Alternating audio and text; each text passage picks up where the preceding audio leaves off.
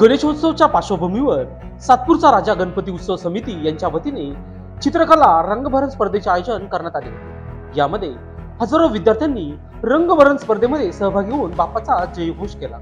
यावेळी उत्कृष्ट विद्यार्थ्यांना पारितोषिक देखील देण्यात येणार असल्याचे मंडळाचे संस्थापक अध्यक्ष राजाभाऊ खताळे यांनी सांगितले आहे। यावेळी सकाळी आरतीचा मान चेतन खैरनार यांना मिळाला।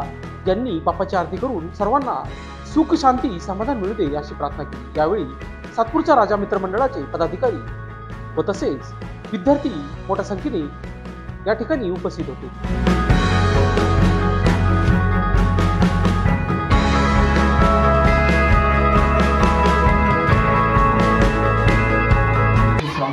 श्री गिरीश शेळके यांच्या वतीने स्वागत करतो।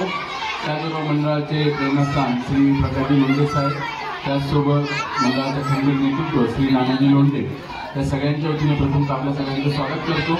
आज सातपूरचा राजा गणेशोत्सव समितीच्या वतीने आपण रंगभरण स्पर्धेचं आयोजन केलं आहे आणि तिचा उत्साह आपण सगळेजण बघताय। हे मोठ्या संख्येने पहिल्या गटापासून ते 5व्या गटापर्यंत अनेक विद्यार्थी या स्पर्धेमध्ये सहभागी झालेले आहेत। खऱ्या अर्थानं मंडळाचा हा प्रयत्न असतो की केवळ गणेशोत्सव करताना केवळ त्यांनी धार्मिकता तर सांभाळायची आहे, पण त्याचसोबत चांगले सामाजिक उपक्रम आणि विविध स्पर्धा आम्ही मुलांसाठी दरवर्षी आयोजित करतो। आणि आज आपण बघतोय की या स्पर्धेला उदंडाचा प्रतिसाद मिळालेला आहे।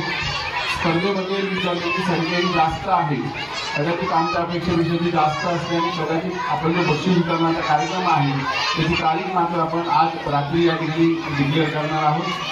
आज आपण जो 4 वाजता कार्यक्रम नियोजित केला होता तो काही कारणास्तव आपण आज ऐवजी उद्या किंवा परवा जी काही तारीख होईल मंडळाच्या वतीने तुम्ही आपल्या माध्यमातून सगळ्यांपर्यंत पोहोचवणार आहे।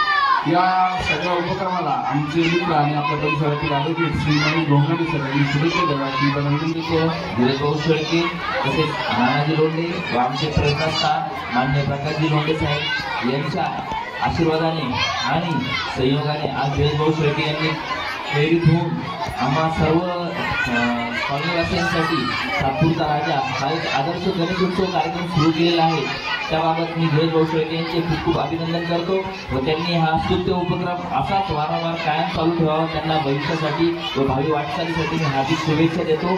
धन्यवाद।